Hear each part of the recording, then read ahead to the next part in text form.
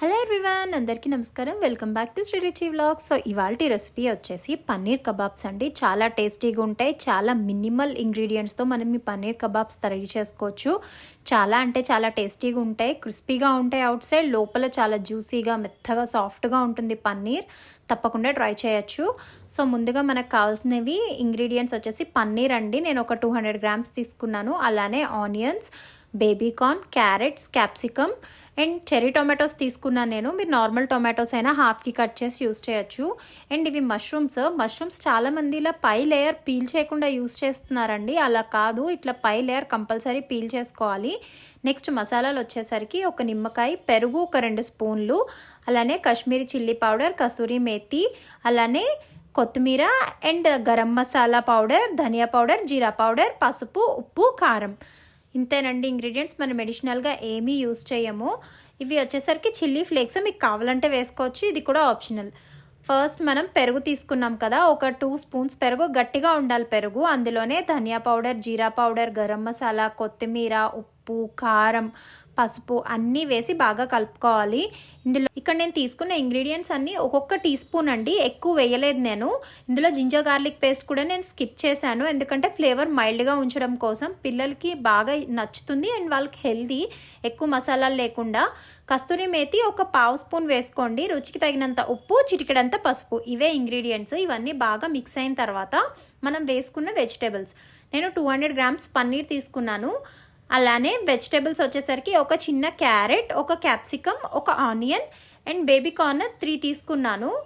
Cherry tomatoes ఒక 6 to 8 తీసుకున్నాను. మీరు ఒకవేళ నార్మల్ టొమాటోస్ తీసుకుంటే సైజుని బట్టి తీసుకోండి. ఇవన్నీ బాగా మిక్స్ చేసి లాస్ట్లో ఒక నిమ్మరసం పిండుకోండి, ఒక చెక్క. ఇలా పిండి ఒక్కసారి మళ్ళీ టాస్ చేసుకుని ఫ్రిడ్జ్లో ఒక అరగంట సేపు మ్యారినేషన్ కోసం పెట్టండి. అప్పుడు మసాలా మొత్తం ఫ్లేవర్ అంతా పీసెస్కి పడుతుంది. నెక్స్ట్ వచ్చేసరికి మన దగ్గర ఇలాంటి స్క్రూవర్స్ ఉంటే మీ దగ్గర యూస్ చేసుకోండి. లేదు అంటే డైరెక్ట్ ఆయిల్ గ్రీస్ చేసుకుని ప్యాన్లో కానీ ఎయిర్ ఫ్రైర్ బాస్కెట్లో కానీ వేసేసుకోవచ్చు. ఇలా లుక్ బాగుంటుందని నేను స్క్రూవర్స్ యూస్ చేశాను. ఇలా అన్నీ పెట్టుకున్న తర్వాత మనం ఎయిర్ ఫ్రైయర్ని ఒక 180 degrees దగ్గర 5 minutes ప్రీహీట్ చేసుకోవాలండి. అలా ప్రీహీట్ చేస్తేనే మనకి కబాబ్స్ బాగా టర్న్అవుట్ అవుతాయి.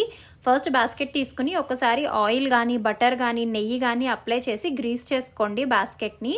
బేస్ ఇట్లా గ్రీస్ చేసుకున్న తర్వాత బటర్ పేపర్స్ అవేం యూస్ చేయొద్దండి, ఎందుకంటే సరిగ్గా టర్న్అవుట్ అవ్వవు. సో ఇలా ప్లెయిన్ ఇక్కడ మనకి మెస్ ఇచ్చారు కదా, ఇలానే యూస్ చేయాలి.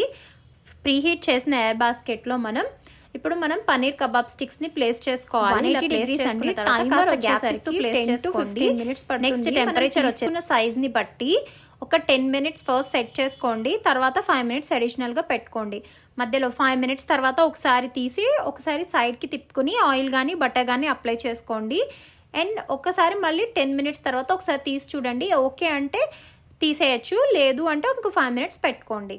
ఇప్పుడు సేమ్ ప్యాన్కి కూడా అంతే. ప్యాన్ని ఒకసారి గీ కానీ ఆయిల్ కానీ బటర్ కానీ అప్లై చేసి ఒకసారి హీట్ చేయండి. హీట్ అయిన తర్వాత మన కబాబ్ స్టిక్స్ ప్లేస్ చేయాలి. ఒక్కసారి ఒక 2 minutesకి 3 minutesకి ఇవి కూడా టర్న్ చేసుకుంటూ ఉండాలండి. మనకి ఎయిర్ ఫ్రైయర్లో అయితే 10 to 15 minutes పడుతుంది. మనకి ప్యాన్లో అయితే ఇంకో అడిషనల్ 5 minutes ఎక్స్ట్రా పడుతుంది, అంతే. అండ్ నెక్స్ట్ వచ్చేసరికి ఇలా పైన ఆయిల్ అప్లై చేసుకోవాలండి. ఆయిల్ కానీ బటర్ కానీ మీ ఇష్టము.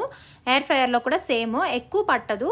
కాకపోతే దాంట్లో కొంచెం క్విక్గా అవుతుంది. ఎయిర్ ఫ్రైయర్లో మనం ఎక్కువసార్లు తిప్పాల్సిన అవసరం పట్టట్లేదు. దీంట్లో అయితే కాస్త టైం టేకింగ్ అండ్ కొంచెం మనం అబ్జర్వ్ చేసుకుంటూ ఉండాల్సి వస్తుందండి, అంతే.